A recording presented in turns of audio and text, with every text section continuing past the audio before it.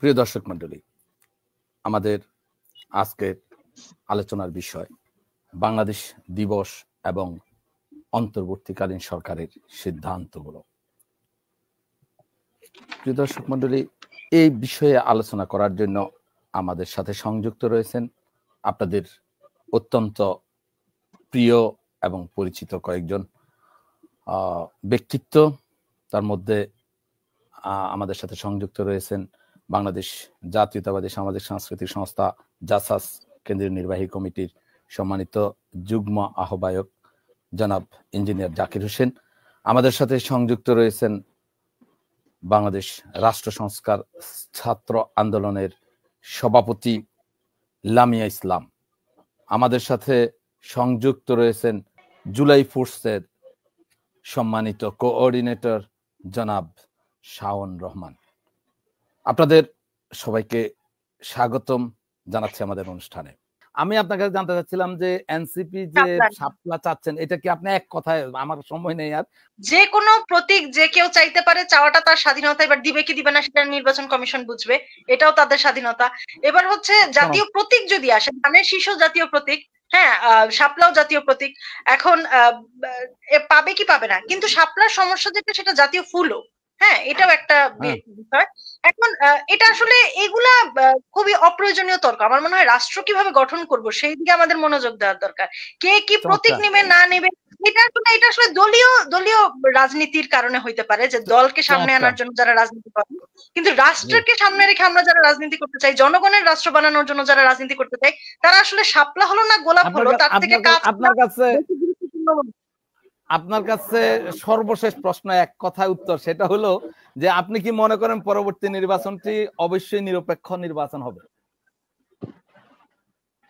আচ্ছা, এইটা আসলে বলাটা মুশকিল, তবে আমরা আশা করছি আসলে নিরপেক্ষ নির্বাচন হবে, সেরকম আমরা আশা করছি। আপনাকে ধন্যবাদ জনাব শাওন।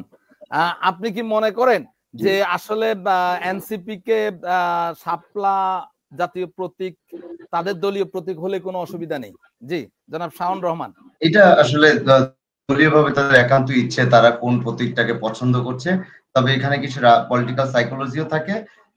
সেই বিষয় নিয়ে না বলে আমি মনে করি যে লামিয়া যেই কথাটা বললেন যে আসলে এই মুহূর্তে প্রকৃত সংস্কার দিকে এবং প্রকৃত সুষ্ঠু নির্বাচনের দিকে কিভাবে ধাবিত হওয়া যায় আমরা সেই দিকে আগাই, সেটাই বোধহয় উত্তম। আপনি কি মনে করছেন যে সরকার যেভাবে এগুচ্ছে এটা আসলে কিন্তু একটা সুন্দর নির্বাচন এবং রাষ্ট্র সংস্কার এগুচ্ছে বলে আপনি মনে করেন? না, আমি তো বরাবরই এই কথা বলছি। আমি 5 আগস্টের পর থেকে এখন পর্যন্ত বরাবরই এই কথা বলছি যে বিগত ফ্যাসিস্ট রেজিমের যে মেকানিজম গুলো, সেই মেকানিজম গুলোর একটা বিশাল অংশই সরকারের সাথে সংশ্লিষ্ট আছে, সম্পৃক্ত আছে। এই মেকানিজমকে আমরা এখন উৎখাত করতে পারিনি। সুতরাং সেই জায়গা থেকে এই যে অভ্যুত্থানকে আমরা মানে একদম বৈপ্লবিক যে অভ্যুত্থান সেটা আমরা বলতে পারছি না এই মুহূর্তে। সুতরাং আগে এই মেকানিজম গুলোকে উৎখাত করতে হবে, বীজগুলোকে উৎখাত। জি লামিয়া, আমি আমার সময় নাই, তারপরও আমি যেহেতু একজন দর্শক মন্তব্য করেছেন যে আসলে ধানের শীষ কোনো জাতীয় প্রতীক না, ধানের শীষ হলো সরকারি যে একটা বড় সরকারি পুলিশ বা বিভিন্ন যে লোগো আছে, ওই লোগোর কোথাও কোথাও ধানের শীষটা আছে, বাট এটা কোনো জাতীয় প্রতীক না। একজন আমাদের একজন কমেন্ট করার ব্যক্তি অর্থাৎ একজন অতিথি এটা প্রশ্ন করেছেন। আমরা এটা নিয়ে পরে হয়তো আবার কোনো সময় সুযোগ পেলে আমরা আবার আলোচনা করব।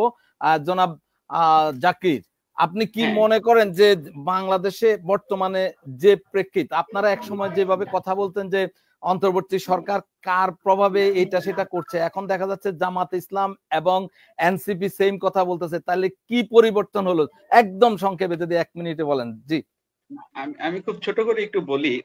আমরা যখন বলি যে তিনি জাতীয় দলের খেলোয়াড়, অর্থাৎ জাতীয় দলের খেলোয়াড় মানে দেশের খেলোয়াড়, এই দেশের সবার খেলোয়াড় তিনি। একইভাবে যখন জাতীয় ফুল, জাতীয় ফল, এটা কিন্তু দেশের সব মানুষের কাজে জাতীয় ফুল বা জাতীয় ফল এটা কোনো ব্যক্তির বা কোনো পার্টির হতে পারে না। এটা আমাদের আপত্তি আছে, এটা হতে পারে না আসলে। অর্থাৎ আপনি সাপোর্ট করেন না যে এটা প্রতীক হোক, জাতীয় ফুল বা ফল কোনো দলের প্রতীক হবে। আচ্ছা, আপনি এরপরে যে প্রশ্নটি করলেন আমাদের ভারপ্রাপ্ত চেয়ারম্যান জনাব তারেক রহমান যে 31 দফা দিয়েছেন, সেই 31 দফার মধ্যে কিন্তু সবকিছু বর্ণনা করা আছে। আর আসলে আমাদের মধ্যে এখন সম্প্রীতি বা সুন্দর রিলেশনশিপ দরকার সব দলের মধ্যে। কারণ আমরা বিএনপি, আমরা এনসিপি, জামাতে ইসলাম সবাই মিলেই কিন্তু ফ্যাসিস্ট আওয়ামী লীগের বিরুদ্ধে আন্দোলন করেছি। তো কোনো ইস্যুতেই যেন আমাদের মধ্যে কোনো বিভেদ না আসে। আমরা দেশনেত্রী বেগম খালেদা জিয়ার সেই কথা আবার আমি সবাইকে স্মরণ করে দিতে চাই। তিনি বলেছেন, যদি কোনো বিষয় নিয়ে আমাদের মধ্যে জটিলতা তৈরি হয়, আমরা যেন আলোচনার টেবিলে বসে সেটা সমাধান করি। কারণ আমরা তো কিছুদিন আগেও বন্ধু ছিলাম, তাই না? সবাই মিলে হাতে হাত রেখে অর্থাৎ আমরা সবাই ভিন্ন, দলীয়ভাবে আমরা ভিন্ন মত, কিন্তু ফ্যাসিবাদের প্রেক্ষাপটে আমরা সবাই একমত। আপনাদের সবাইকে অনেক ধন্যবাদ। আজকে আর সময় নাই, আজকে আর সময় নিতে পারবো না। জি, আপনাদের সবাইকে অনেক ধন্যবাদ। জনাব শাওন রহমান, লামিয়া ইসলাম, জাকির হোসেন, আপনাদের সবাইকে অনেক অনেক কৃতজ্ঞতা জানাচ্ছি আপনাদের মূল্যবান সময় নষ্ট করে আমাদের সাথে সংযুক্ত হওয়ার জন্য। প্রিয় দর্শক মন্ডলী, আজ এই পর্যন্তই। আবার অন্য কোনো বিষয় নিয়ে আপনাদের সম্মুখে হাজির হব। ততক্ষণ সবাই ভালো থাকবেন।